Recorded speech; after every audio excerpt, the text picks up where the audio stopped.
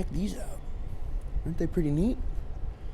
So this is a video I've been needing to make for a very long time because I wanted to talk about and show off my 3D printed pressure flakers. So these are my personal ones. I kind of wanted to just go through sort of like my thought process on some of the design elements that I did, some of the features and stuff, because I do sell these. My email is listed in the description of the video, so if you're interested in these, feel free to shoot me an email. That's kind of the reason I'm making this video, is just sort of, to be able to link people to it and be like, hey, these are my tools, these are what they do, and yeah, just kind of stuff like that. So just wanted to throw that out there at the start here. But yeah, these are my personal ones. And where do I start? I guess I've been doing like modeling stuff, like computer assisted design stuff, since about like 2014 or so. Learned to do it in high school and then just never, dropped the skill. Just kind of kept on doing it and got into 3D printing a good while ago. And, I wasn't really satisfied with some of the pressure flaker options that were out there on the market, mainly because I have very large hands, and holding something like, like the, those like white Delrin ones, those just didn't look comfortable to me. And the whole time that I was like just getting started into the knapping stuff, everybody was saying like, find a method that works for you and find something that's comfortable for you. So with my knowledge and resources, I was just like, well, I'm just going to design my own pressure flakers from the get-go. But this is not what they looked like originally. I've gone through so much stuff, like prototyping and testing, to make sure that these are good and working. Throw up a little video of me dumping all that stuff out on the ground. As you can see, a lot. I went through a lot of stuff to get these tuned in. But yeah, designed designed these myself to kind of fit my needs, and I'll just I'll talk about them a little bit. So I do sell these. I'm gonna grab out a fresh pair. These are fresh ones that I kind of printed not too long ago out of some blue stuff. But yeah, so just to kind of go over some features here, I have different size end bits, and I have an extender for the base as well. You saw those on mine. So these little end caps, these are just like little press fit end caps. They don't really, they don't really go anywhere, but that's kind of to, secure the Allen key. And if you want to have any of these extra copper bits, because you can fit like lengths about that big of these copper bits into here. Sizes too. I better go into sizes. We have, better get them in order too. We have 4 gauge, which I can also substitute for a 20D copper nail, 6 gauge, and then 8 gauge, just kind of working down the fine tips of copper. The 8 gauge is kind of the smallest that I really like going. I think, yeah, it will bend on you if you're not careful. Great for obsidian, but the 6 gauge is pretty darn good, all things considered, for an all-rounder. But I do like having the heft of the 4 gauge or 20D nail. That's always pretty good. And then also, with these other ones, I do have 2 steel options as well. The first option was something for a 16D nail. I filed it down kind of to make like a little bit of a notching tool. Do not grind a nail like this in this body if you end up getting one of these, because it will melt the plastic. That's just kind of like a little disclaimer that I like to throw in there. Also, the set screw system that I have in here that holds everything in place, you don't need to tighten that super duper tight. Like I do my stuff finger tight, and it ends up working fine, most of the time. I thought I had one more in here, because I had another. Yeah, I did. Then I have this horseshoe nail flaker as well, which is really good for super fine detail work. I just use the most common horseshoe nails that you can find on Amazon.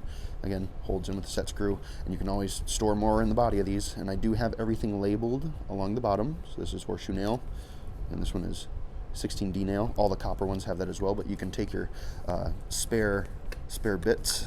Oh, this one's tight. Spare bits, you can put them in there.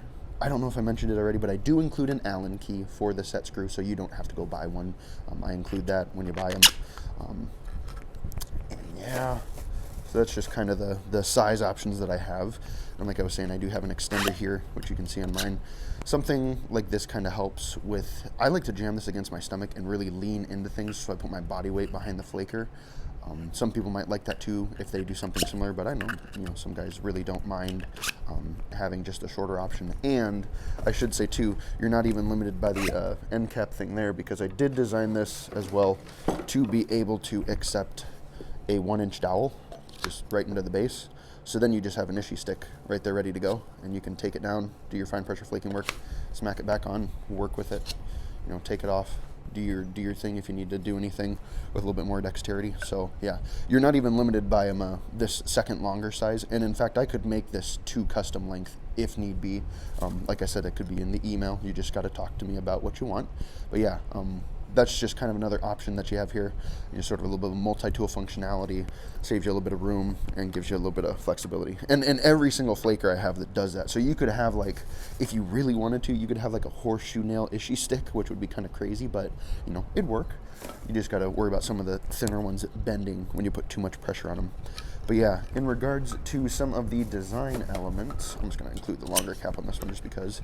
So I wanted something that I could really grip, so I added this bulbous base to it to really catch the open palm of my hand to really hold stuff, and then I added texture here so, you know, I can hold my thumb and really do my fine work on that. So I like being able to get a good grip on these.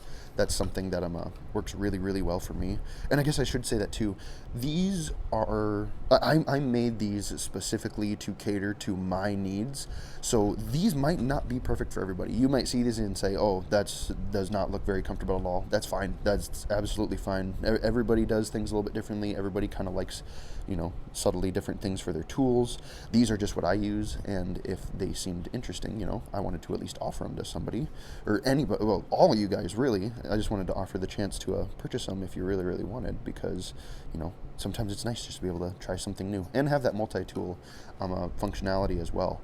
But yeah, that's just kind of the summary of all these and kind of what they are. I'm trying to think if I forgot to mention anything, but yeah, I really hit all the things on them. Different end bit sizes, again, 4 gauge / 20D nail. It kind of depends on which one. I might go with a 20D nail just because it's a little bit easier to get the set lengths of the ones, because you can fit most of them in here. Yeah, there's a large gauge flaker, 6 gauge copper, and then 8 gauge copper, along with the 16D, 16D steel nail, and then the horseshoe nail flakers. So got the options of the extended base as well, or the short base. I do include the Allen wrench inside of these. Also colors too. I mean, you saw it with mine. I mean, I got all sorts of colors. I like to color code mine so that I can just glance over at my toolbox, you know, and know what I'm looking for, because that's 4 gauge horseshoe, 6 gauge, and then 8 gauge. I can just tell that right away. Or if you wanted to do an inverse where you just wanted a black body and like a colored end cap, you can absolutely do that as well. So yeah, there's heaps of options with them, and they're just kind of fun, you know. I want to give you guys the opportunity to, you know, maybe try a tool out that you haven't really seen or gotten the chance to, you know, mess around with, because, you know, any extra options are always super duper cool. And then also just like durability as well, I should say, if I might as well speak on this. These have been going for like a 1.5 years now, and I use the crap out of this one. I mean, you can see how worn down it is, but it's held together, and there's been like very, very little deformation. And I've tried to do a lot of experimentation. I mean, you saw all those ones that I had done testing on. I have done a lot of testing to try and find a polymer that's durable, because I've had things that are just horrible. They just degrade right away. I've had stuff snap. Speaking of snapping, very important note. I am working on a flaker with the ability, if you take off the long end cap and use your issue stick, to have it serve as kind of an indirect sort of deal. The only problem is that it breaks right here every single time. And I'm working on trying to find something with good layer adhesion that also balances the benefits of like some impact properties of different polymers. Nylon might be a go, but I've never printed nylon before, so that might be a little interesting. But yeah, it's something that I'm working towards, but don't do that with these in their current state. You will break them.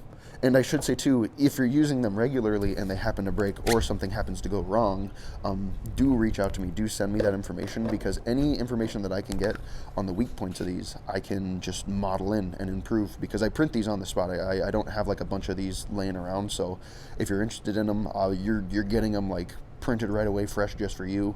I don't know if that really means anything to anybody, but yeah, it's still kind of just a cool little thing. Oh, do I get into the thumbnail? Yeah, sure, why not? Yeah. Those are my pressure flakers. And if, like I said, if you're interested in them, shoot me an email. I can give you all this information again in the email. Choices, options, pricing too, these, I want them to be competitive. I don't want to charge a whole lot for them. These are $15 a pop. So for $15, you get your choice of end cap, whether it's short or long, or none if you want. You get an Allen key, which, you know, that's kind of why I recommend having an end cap, because you can hold the Allen key in there, and a full length copper bit, or, well, whichever bit it is of your choosing of the ones that you get. And I tend to throw in a couple extra horseshoe nails, like 3 or 4 or so, because I know that those tend to go pretty quickly, but again, very good for notching and very good for fine detail work. But yeah, $15 a piece. Shipping, depending on how many you get, I think that tends to be around $14 or so. You kind of just use the flat rate system, so I'll be able to send like USPS tracking codes and whatnot. But yeah. $15 a pop, $14 or so for shipping. It's not too bad. And you get something that's, you know, kind of different. And like I said, I'm going to repeat it one more time. This might not work for you. This might be something that doesn't quite fit your flow. You know, your feng shui might not be, you know, in tune with the use of these tools, and that's perfectly all right. But yeah, I just wanted to throw these out there, you know, kind of have an option for people. If you're interested in them, let me know. Hopefully this video was informative too, and kind of just, you know, gives you a little bit of information on these nifty little tools that I got that I use. Yeah, I'm excited to use these longer extension handles. I think that's going to help me with my flaking a bit, especially since that was something I mentioned in a previous video. Or at least I think I did, but yeah. Very neat, very nice. If any of you guys are interested, like I said, shoot me an email. It's in the description of the video. Even if you just have questions about them in general. I have a bunch of these floating around. I've had good feedback. I've made some good changes to them. So they're kind of out of the prototyping phase. These are like the V3 design, and I'm thinking I'm going to stick with these because it works. It works pretty dang good. But yeah. Super neat, eh? Awesome. Yeah, feel free to reach out with me, or feel free to reach out to me if you're curious on them. And hopefully you guys enjoyed. Thank you for tuning into the video, and I will catch you guys in the next one. Peace.